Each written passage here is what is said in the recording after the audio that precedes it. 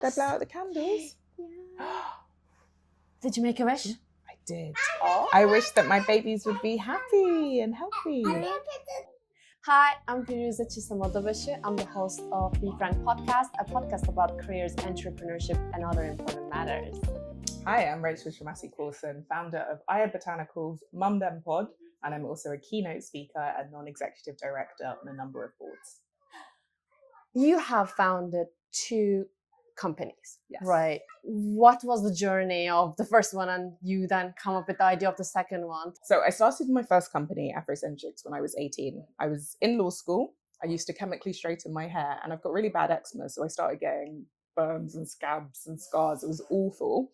And when I stopped straightening my hair, I didn't know what to do with it and how to look after it in its curly state.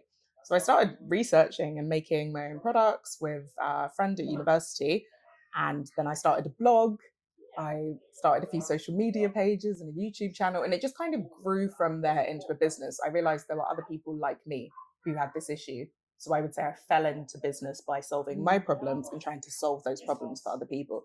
The second time was entirely different, and things tend to shift over time. But the difference between being 18 and a law student and being, how old was I? Like 33, a mum of 4 and an exited founder, with all the experience and knowledge I had, it was just a completely different approach and different experience. I read your Substack. It was amazing. Thank you. But also, it really made me question about what we are assuming when we are going into, our careers and maybe envisioning about motherhood versus the challenges you have faced. Do you feel you have experienced any motherhood punishment? Yes. In the investment Absolutely. sector, investors, angels, or even just networking, trying to build your brand. Yeah, so I raised VC funding and angel funding and had some grant funding, but after bootstrapping. And when I was bootstrapping, I could kind of do what I wanted, right? So I had my first child quite young. I was 24, 25. So that had an impact on the business, but I was only really dealing with my perception, my team's perception, my customers' perception. And I had a couple of angel investors, but it wasn't a big deal. When I had my son a few years later, we were raising funding when I was pregnant, and I was told to hide the bump. I was told to hide the pregnancy. We had one group of investors who took us through loads of due diligence, and they were really, drilling down. We had to do so much research, prepare so much extra work for them. And at the end, in person, one of them said to me, it was a woman, she said, well, everything looks great, but the big concern is that, and pointed at my my room with my baby in there, and that was really hard to take, especially from a woman. I think it wouldn't have been appropriate even from a man. But it just made me think, what message are we sending to young women? Because actually having children didn't make my business less successful. Most of the sales increase came after I had my children. We were able to have a 900% increase whilst I had 2 very young children. So I think we unnecessarily limit women because of very outdated concepts of what motherhood should be. And we see children as a limitation, which isn't true and it isn't fair, right?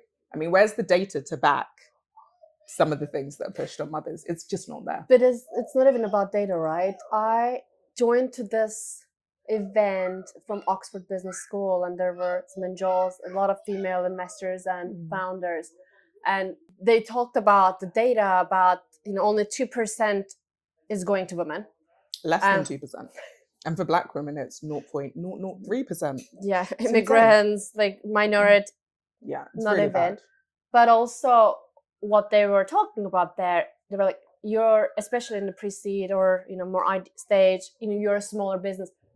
It's the emotions. They're investing in you based on their perception and emotions, because you're talking about, like, I had to do all this, like, due diligence and present the numbers and But really it's pattern matching, right? And then they use the data to back the decision they've already made. It's, this person reminds me of me when I was younger, so I'm going to take a chance on them. Or, they seem like a young Zuckerberg, so that should be quite good, and no one's really thinking that when they look at women, unfortunately. How did you build a network that helps you to support you and bring you up? Fantastic question. So I wouldn't say I deliberately built a network in the early days. I would say I cultivated it deliberately later on. So in the early days, I just focused on doing the best that I could in whatever I was focused on. So Afrocentrics was my side hustle. During the day, I had a job. I was a data analyst. So I would work hard at my job as a data analyst and build friendships there through my work. And being in the corporate world is very, very interesting. But you do meet a lot of people and you can build part of your network there.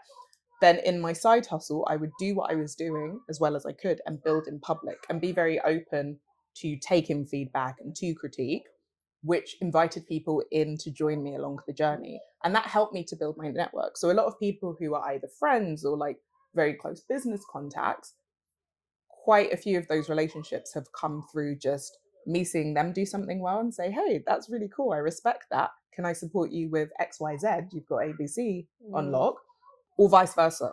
So if you're doing your work to the best of your ability, and if you're making sure it's visible, you'll build a network naturally. What I hear from you is you have a consumer brand, right? Yes. And I think what sets you apart was building in public versus maybe then there are some businesses choose to build more in stealth mode because they're doing tech. And then So how do you I've done that as well. Yeah. So I've been building an app around work-life harmony. And I've just put part of it out for free to beta test it. So it's just available on my website with a tool that I often share in workshops and in keynotes. That is such a different process, right? And being in stealth mode, I think, makes more sense if it is deep tech or if it's a service-based business. But even there, I have seen examples of people building in public. If you're D2C, it's far more important to build in public because personal brand is everything. And people... there's so much choice in the market, right? So people buy into the story, they buy into the values, they buy into the purpose of what you're doing. If you build in public, it's easier to do that. If you're doing something that just isn't ready for the public yet, you don't have to share it. Yes. How do you build the skills for storytelling? Because that's the main thing that gets you the funding, but also that's the main thing that gets you customers, consumers, and it's a skill. Absolutely. So you have to build and understand the audience and adjust the story to them. Like I find it personally challenging too. Like what do you think that helps you unlock how to tell your story? There is a one-word key to storytelling. Reading. You have to read. Read books. Books. So read fiction, read graphic novels, read comics, but read stories. And it can be, if you're super not into fiction, which I find hard to believe, because it's like, someone says I don't like music. Like every genre. There's a genre. Yeah, or oh, I'm not really into food. Come on, like there's going to be a cuisine you like, right? But storytelling comes from reading good stories and connecting to how that's done. And you kind of pick it up by osmosis. If you really, really claim you hate fiction, I don't believe you. Read autobiographies, read people telling their own stories and look at what hooks you. And remember that when they're doing that, it's been edited. They've been through a whole process to get it in your hands. So you're reading some of the best storytelling available. Like I don't ever think of books, which is now I'm going to think about it in a story that I really liked. I was like, what was the thing that made me hook into the book and, page 50 and I want to keep reading? Yes.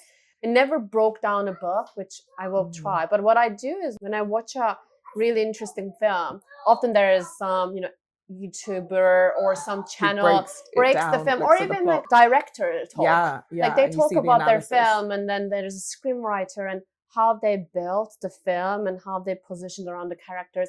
I guess maybe like a challenge for me was I never thought on how to take that and to apply it to myself.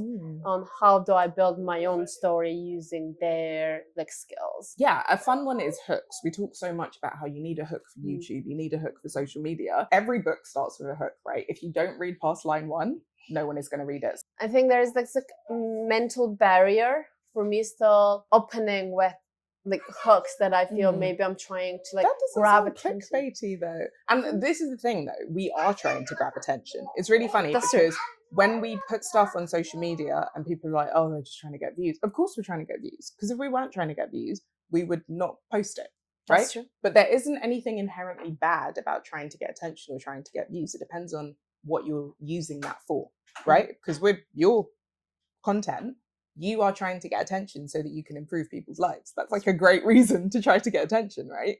So using a hook that helps you achieve that purpose, is just a useful tool. It's one of many useful tools. But I think that we are like overly concerned with cringe in this point in culture right now. And sometimes we just have to embrace it and lean into it, because when we do that, it helps us to improve the kind of stuff we put out, and it gets us closer to what we want to achieve. Would you like to move towards a pop quiz? Oh, Yes. love a pop quiz. Let's do it. So I prepared some questions from Redditors and other internet forums. They ask about, career startups. It's going to be rapid fire format. Yes or no, would you rather, and pick one. Mhm. If you want to give more explanation, go for it. If you don't, fine. Okay. Do you think side hustle helped more than courses for a career change and direction? Yes. Absolutely. You learn so much from building a side hustle. What do you think that makes you successful in a side hustle? Like when you have a full-time job, like what carries you through it? Purpose and drive. There has to be a reason that you're doing it. And this is why I hate drop shipping. I don't think it's a good business model for most people. The products tend to be trash because there's no engagement. But the idea of coming up with a product or service, crafting it to actually solve a true problem that people experience, that you care about, and then getting that out to people, just the drive I see, the character growth I see in people who go through that process, second to none. So I'm always going to say, build the thing over the course. There's values in courses. I've done courses, I've put out courses, I've supported people with theirs, but build the thing first. Then the course will have more value. Because when you're hands-on, you're like, there's so many mistakes you have to learn how to fix. Exactly. Right? Your first 10 customers came from DMs, not ads. Yes. Okay. Tell me, because I think a lot of the time go to market is you trying to outreach, cold mailing. So organic over ads every day. I think you build your organic by putting out content and putting out samples of your product or service so that people can engage with it. And so you can build a bit of community, a bit of communication. Once you've done that, some customers will come to you. And then once you have those customers and you make sure you have product market fit, you know your product isn't trash, you fix the bits that are trash, because invariably some of it will be. But once you've done that, then you can start to do ads to scale up. I think ads are good for scaling. They're not good for starting. It's a waste of money. Would you rather 1,000 true newsletter subscribers or 100,000 social followers?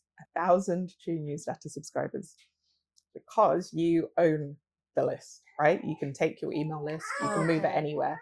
Social media, someone can hack your account, it can get deleted, the social media can disappear, the audience might leave. There was a point where I was working really hard to build up my Twitter following, and then Elon Musk took over, and Twitter suddenly died. it didn't matter. It completely died a death, at least for my audience.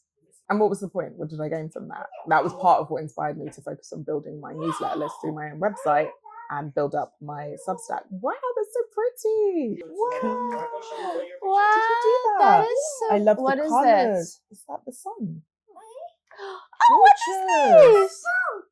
This It's is a a boat. boat. Very Okay, yes. I see the boat on the water. Yeah, there's lots of You're moss so and cute. seaweed. David, come You in drew and show us everything. what you have done. Well, actually, it was the cats. The cats did it. I didn't do it. The cats did it. Okay, yeah. So you did a fish. The cat drew a fish. You did a cat. You also Wow. did a dog. I love these. That's so I creative. love Do you want them. to do some more? Would you rather be the first to market or best in market? Best in market. Absolutely. I've been first to market for particular things, and there's only a very slight first mover advantage, but the reality is there is so much available to customers these days, they're going to go with what's best. So I'd rather take my time to improve it and get it out when it's ready. But would you want to be fast while you're in the market or really improve what you're producing? I don't like extremes. I think done is better than perfect. So you'll never have a perfect product. You just have to ship it and get it out there. At the same time, who are you racing? What's the rush? If people want your product, then make sure it's good. Make sure it delivers on what they want. But don't keep tweaking it until you think it's perfect, because you'll just lose them. They'll find something else. So there's a balance in there somewhere where you want to be kind of fast enough. That triangle you always see, where it's like you can have it good, you can have it fast, or you can have it cheap. Pick two, right? You can't have all three, right? So I generally think that making sure it's good and keeping costs down is the wisest way to go. And that means you compromise on speed, but that's okay. And the last pick one. What blocks growth the most?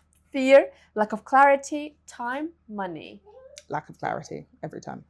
Most people are a bit scared throughout. I've spoken with very successful leaders who are in, super successful startups, FTSE 100 companies, and they still feel the fear. That doesn't go away. Time and money, if anything, a lack of them can sometimes drive you. They can force you to be more creative. They can force you to innovate and come up with ideas that maybe you wouldn't if you had a bunch of resources. But you need to be clear. If you're not clear on why you're doing what you're doing, and if you're not clear on at least your next steps, right? The whole path is never illuminated, but you should be able to have a bit of a flashlight and know, okay, I'm clear on the next 3 things I'm going to do. And I'm clear on what I will do if I take the first step and then the second one is blocked. I know my plan B, I know my plan C. If you have that kind of clarity, nothing's going to stop you. No amount of fear, no lack of money, no lack of time, you will find a way to do it. Even with the pivots, do you think that helps when you know when to pivot, or it's built into your steps on? Kind of. I think pivoting is a natural response to knowing where you're trying to get to, right? If I'm going to the beach tomorrow, right? I'm not really, I wish I was, but let's say I'm driving to the beach. If I start going down the motorway and the route is blocked, I'm not thinking, oh, I could just go into the woods or I can go to that shopping center. Like, it doesn't matter if there are other routes to go there. That pivot doesn't make sense if I'm trying to get to the beach. The only pivot that makes sense is maybe I take some A roads. Oh my God! Is that Should I blow out the candles? Yeah.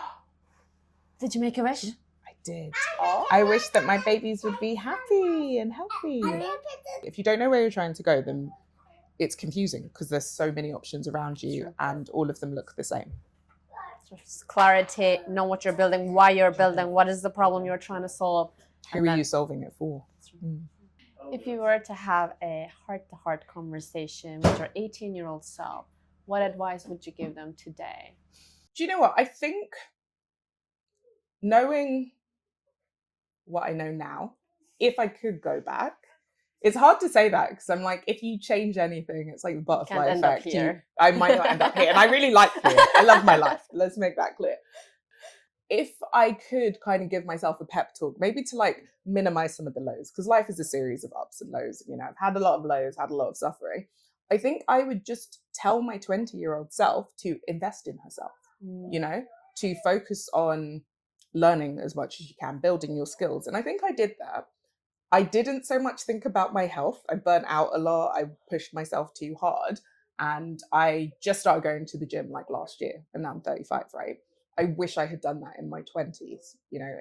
When you're 20, 30 seems so far away. It's not. It's not. It's around the corner, right? Lifting heavy, eating enough protein, eating enough fiber. It sets you up to age really well, right? It sets you up for longevity. So I think I would have started like biohacking and treating myself like a Tamagotchi or a Sims character a lot earlier in life. That's probably the biggest change I would make. Yeah. That's cool. I always refer to myself as a Tamagotchi. Oh, you do? Yes. I like have my smartwatch and I track how much did I sleep? What's my recovery? Should I do a workout today? Or I'm like, I kind of feel sick. I'm gonna rest. Yeah, you have to. That's another thing I'd tell my younger self. Rest is crucial. Rest is part of the work. Because we see rest as like a thing you do when your work is done. But sometimes you have to rest so that you can get your work done. The grind culture doesn't want you to rest. That was me. I was like, I'm a hustler all day, every day. And now I believe in work-life harmony. I think you need to have a little bit of everything you need and consider yourself holistically, like a Tamagotchi, right? Yeah. Thank you so much. Should we say bye-bye to the camera? Right, 3, 2, 1. Bye. Bye.